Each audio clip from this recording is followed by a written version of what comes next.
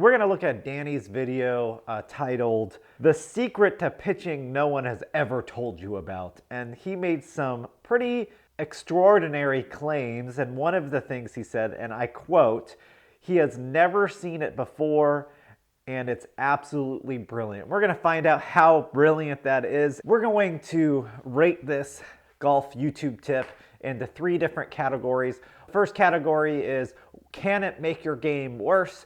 The second category is, how easy is it to implement into your practice routine?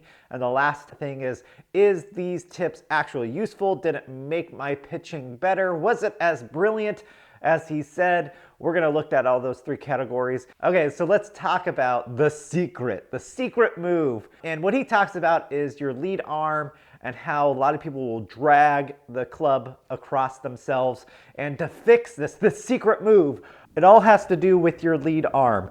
And your lead arm's elbow pit needs to be facing out. Not only that, but it needs to feel like it's going around you in the swing. And so I took that to heart because that's the secret.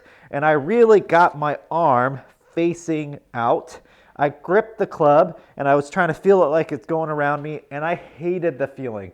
I probably thinned and topped the ball for a good half hour. I was not having fun with it whatsoever. I thought for sure that this was going to be the worst tips video that I have ever done. And it's because I feel like this is what a lot of amateur golfers do. They go to YouTube, they self-diagnose themselves. And so I went back to my normal stance and I was just like, let's evaluate. And so I evaluated it. My arm, my elbow pit was already facing out and I was just overdoing it. And I feel like this is a big problem with amateur golfers, is that you think you're doing it correctly, but you really need somebody to step in and show you the correct way of doing it. And so I don't need to do that anymore. And really, I just needed to focus on that second key piece of the secret, which was keeping your arm pinned and having it go around your body. And after noticing that, I was actually hitting pretty crispy shots. Like, that was super crispy. Because of that, for the category, can it make your golf game worse? I have to give it a bogey. I felt like, yes, it was making me worse because I was self-diagnosing, and this little tip, this secret, this amazing thing, this brilliant thing that he said was going to change my chipping was actually making it worse because I was implementing it incorrectly. And so that is why I give this a bogey score on can it make it worse, because it made me worse for a good 30 minutes before I realized. But that's not the only thing that they talked about, and I wouldn't say because of that this video that he made is not great. I'm looking at this video because I'm trying to get down to a 7 handicap this year, and I feel like my nemesis yardage is 60 yards. Like, every time I get to 60 set to 75 yards, I do not know how to hit that, so I'm YouTubing this video. And one of the things is strike, and he said you have to get the strike down first. And to do that, there's some little hidden things that I feel like could have spent more time on during the video. And these are the 3 things that I think I took away to make my chipping better.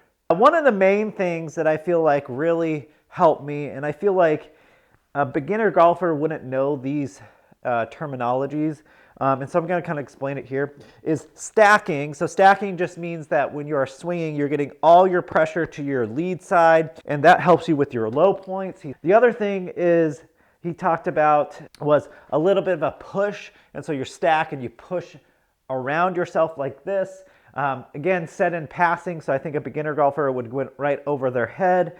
And the last thing is that really helped me is like, my path is into out when I'm chipping, and so it's coming way from the inside, and I needed to get it a little bit more neutral. So what I'm feeling is that I'm coming way over the top. But those 3 tips right there has helped my game tremendously. And so what I am doing is I'm putting a lot of my pressure on the lead foot. I am making sure that when I come back, I'm stacking, I'm pushing off, and I feel like I'm coming over the top. And if I put all of that together, we'll produce a pretty good pitch shot. So stacking, coming over the top. Because of that, I would have to give an implementation score of a bogey also, just because this video goes really fast. It doesn't cover a lot of things, and it just talks about that secret move, and there's these little tidbits throughout the whole video that really help me in my game that he didn't really focus on, and I feel like as a beginner golfer, it would go straight over your head. So implementation, I'll give a bogey, even though as you see throughout this video, I definitely got things out of it, but I see myself as an intermediate golfer. I watch a lot of YouTube videos on how to make your game better. I know these terminologies that he's using, and so it helped me a little bit. But because it's not great for a beginner golfer, I would have to give this a bogey for this video. All right, so before we determine whether these tips were useful, we gotta see if I have conquered my nemesis of my 60-yard pitch shot. So we're gonna use Awesome Golf and my Garmin R10 in my indoor range setup to try to figure out if any of these tips have made me better. I can tell you that 60 yards, every time I get 60 yards, I'm nervous. I always come up short or I send it super long. So let's see if I have gotten better. So I'm gonna go ahead and go to the range. I'm gonna do approach shots. And I believe in this approach shot, yeah, there's a 60-yarder right in front of me. Hopefully my Garmin is lined up to my net correctly, because that kind of makes it kind of hard. Okay, so first shot, I'm gonna do 10 shots. We're gonna try to see if we can figure out the average distance from the pin, and then we're gonna move on from there. And the feels that I'm doing that I got from Danny's video is stacking up, feeling like I'm coming over the top and giving that little bit of a push to get there. Okay, so here we go, first shot. That might be long. Oh, maybe not. Oh, first shot is beautiful. I mean, I don't know why I would be upset with that 60-yard shot. So let's try that again. Again, a little bit of a pull. That might be just my setup there. A little long. 66 yards though. I can't really be upset with that. I'm gonna aim this a little bit different. And maybe that's my issue. Remember, I'm just stacking up and trying to hit that shot. That might be a little hot, yep. I got a little excited about that one. That one I knew I hit too hard. So let's try this one here. That one's a little fat, but I think I'm gonna get away with it. 4 shots there. That was a little thin. Again, getting away with it. Golf is a game of misses, so that one's fine. I feel like I just need to feel like I'm coming a little bit more over the top here. That felt great. Well pulled again. Well long again. Not bad though. That's 6 shots. There we go, that's a good one. A little pulled still. But like, I don't think I would be unhappy with that. And I feel like that pull is more due to my setup in here than anything. I might try to aim a little bit more left. I tried to aim more left and didn't work. That's number 7 there, or 8. No, I have 8 shots, 2 more to go. That's beautiful, that was straight on it. Come on, go on the hole. Ooh. One more shot. That might be it. Yeah, that's right on it. Oh, that's a beautiful, what a shot to end it on. I feel like that's awesome. Let's look at distance from the hole and see if I feel like I did great. All right, so let's talk about some of the results here. Awesome Golf, unfortunately, Just found out that they do not have a great way to look at all the distances, so I had to go through the video and write down all the distances.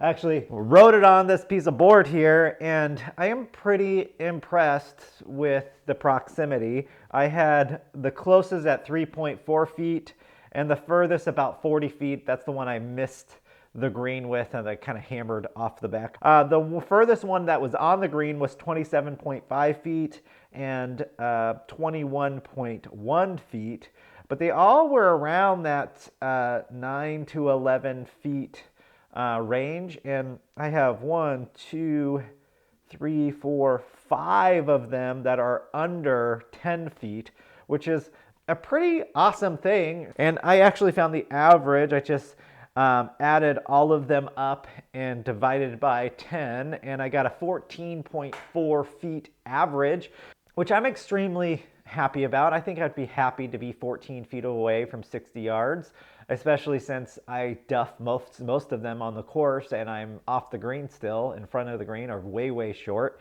So I'm gonna say that these tips definitely helped me out. And so I'm gonna give this on effectiveness or usefulness a par. The other reason why I'm giving this a par, because the secret move did not help me whatsoever. It actually made my shots worse.